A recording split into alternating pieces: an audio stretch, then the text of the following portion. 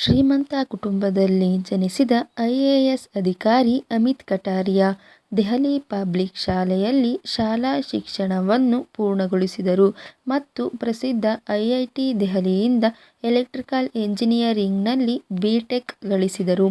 ಪದವಿ ಪಡೆದ ನಂತರ ಅಮಿತ್ ಕಟಾರಿಯಾ ಯುಪಿಎಸ್ಸಿ ಪರೀಕ್ಷೆಗೆ ತಯಾರಿ ಆರಂಭಿಸಿದರು. ಅವರು 2003ರಲ್ಲಿ 18ನೇ ರ್ಯಾಂಕ್ ಪಡೆದು ಅಖಿಲ ಭಾರತ ಬ್ಯಾಂಕ್ ನೊಂದಿಗೆ ಉತ್ತೀರ್ಣರಾದರು ಮತ್ತು ನಂತರ ಅವರನ್ನು ಛತ್ತೀಸ್ಗಢ ಕೇಡರ್ಗೆ ಸೇರಿಸಲಾಯಿತು. ಈ ವಿವಾದದ ಹೊರತಾಗಿಯೂ, ಆಡಳಿತದಲ್ಲಿ ವಿಶೇಷವಾಗಿ ಪಾರದರ್ಶಕತೆ ಮತ್ತು ಜನರ ಕಲ್ಯಾಣಕ್ಕಾಗಿ ಅವರ ಕೊಡುಗೆಗಳನ್ನು ವ್ಯಾಪಕವಾಗಿ ಗುರುತಿಸಲಾಗಿದೆ. ಅವರ ಜೀವನಶೈಲಿ ಮತ್ತು ಸಂಪತ್ತಿನ ಬಗ್ಗೆ ಮಾಹಿತಿಗಳು ಲಭ್ಯವಿದ್ದರೂ, ಜನರ ಸೇವೆ ಮಾಡುವಲ್ಲಿ ಅವರು ಹೊಂದಿರುವ ಬದ್ಧತೆಯು ಪ್ರಶಂಸನೀಯವಾಗಿದೆ ಎಂದು ವರದಿಗಳು ಹೇಳುತ್ತವೆ. ಅವರಿಗೆ ಭಾರತದಲ್ಲಿ ಸೆಲೆಬ್ರಿಟಿ ಸ್ಥಾನಮಾನ ನೀಡಲಾಗುತ್ತದೆ. ಇಂದು ನಾವು ಗುರುಗ್ರಾಮದ ಕಿರಿಯ ಅಧಿಕಾರಿ ಭಾರತದ ಅತ್ಯಂತ ಶ್ರೀಮಂತ ನಾಗರಿಕ ಸೇವಕರಲ್ಲಿ ಒಬ್ಬರೆಂದು ಜನಪ್ರಿಯರಾಗಿರುವ ಐಎಎಸ್ ಅಧಿಕಾರಿ ಅಮಿತ್ ಕಟಾರಿಯಾ ಬಗ್ಗೆ ಹೇಳುತ್ತೇವೆ. ಆದರೆ ನಿಮಗೆ ಗೊತ್ತಾ, ಒಮ್ಮೆ ತಮ್ಮ ಸಂಬಳವಾಗಿ ಕೇವಲ ₹1 ಪಡೆಯಲು ಆಯ್ಕೆ ಮಾಡಿಕೊಂಡಿದ್ದ ಐಎಎಸ್ ಅಧಿಕಾರಿ ಅಮಿತ್ ಕಟಾರಿಯಾ.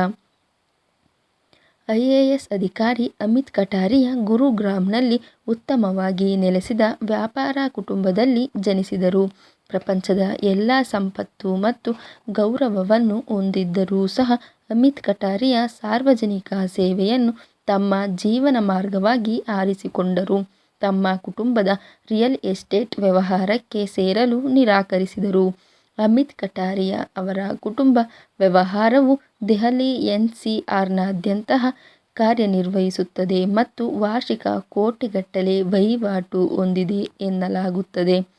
ಐಷಾರಾಮಿಗಳ ಹೊರತಾಗಿಯೂ, ಅಮಿತ್ ಕಟಾರಿಯಾ ಭಾರತದ ಸೇವೆಯಲ್ಲಿ ಜೀವನವನ್ನು ಆರಿಸಿಕೊಂಡರು ಮತ್ತು ಐಎಎಸ್ ಅಧಿಕಾರಿಯಾಗುವ ತಮ್ಮ ಪ್ರಯಾಣವನ್ನು ಪ್ರಾರಂಭಿಸಿದರು. ಐಎಎಸ್ ಅಧಿಕಾರಿ ಅಮಿತ್ ಕಟಾರಿಯಾ ಆರಂಭದಲ್ಲಿ ಕೇವಲ ₹1 ಸಾಂಕೇತಿಕ ಸಂಬಳವನ್ನು ಪಡೆಯುತ್ತಿದ್ದರು ಎಂಬುದು ಹಲವರಿಗೆ ತಿಳಿದಿಲ್ಲ. ಇದು ನಾಗರಿಕ ಸೇವೆಗಳಿಗೆ ಸೇರುವ ಅವರ ನಿರ್ಧಾರವು ಎಂದಿಗೂ ಹಣದ ಬಗ್ಗೆ ಅಲ್ಲ, ಬದಲಾಗಿ ಅವರ ದೇಶಕ್ಕೆ ಸೇವೆ ಸಲ್ಲಿಸುವ ದೊಡ್ಡ ಉದ್ದೇಶದ ಬಗ್ಗೆ ಎಂಬುದಕ್ಕೆ ಪುರಾವೆಯಾಗಿದೆ. ಅಮಿತ್ ಕಟಾರಿಯಾ ಅವರ ಅಂದಾಜು ನಿವ್ವಳ ಮೌಲ್ಯ ₹8.9 ಕೋಟಿ ಗಳಾಗಿದ್ದು, ಅವರನ್ನು ಭಾರತದ ಅತ್ಯಂತ ಶ್ರೀಮಂತ ನಾಗರಿಕ ಸೇವಕರಲ್ಲಿ ಒಬ್ಬರನ್ನಾಗಿ ಮಾಡಿದೆ. ಅವರು ಶ್ರೀಮಂತ ಕುಟುಂಬದಿಂದ ಬಂದಿದ್ದರೂ, ವೈಯಕ್ತಿಕ ಲಾಭಕ್ಕಿಂತ ಮೌಲ್ಯಗಳು ಮತ್ತು ಸೇವೆಯನ್ನು ಆರಿಸಿಕೊಂಡರು. ನಿಜವಾದ ಯಶಸ್ಸು ಹಣದ ಬಗ್ಗೆ ಅಲ್ಲ, ನಾವು ಸೃಷ್ಟಿಸುವ ಸಕಾರಾತ್ಮಕ ಪರಿಣಾಮದ ಬಗ್ಗೆ ಎಂದು ಅವರ ಕಥೆ ನಮಗೆ ಕಲಿಸುತ್ತದೆ. ನಿಜವಾದ ನಾಯಕತ್ವವು ಉದ್ದೇಶ ಮತ್ತು ಸಮರ್ಪಣೆಯಿಂದ ಬರುತ್ತದೆ ಎಂದು ಅಮಿತ್ ಕಟಾರಿಯಾ ಸಾಬೀತುಪಡಿಸುತ್ತಾರೆ.